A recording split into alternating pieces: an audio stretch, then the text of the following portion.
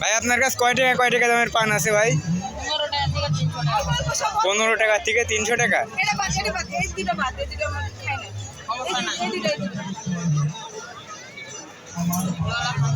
ভাই আপনার কাছে কি আগুন পান হবে?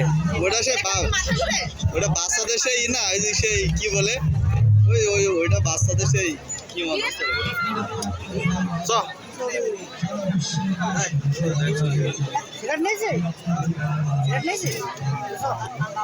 টিকিট কো দিস তো আর কাল দিছে।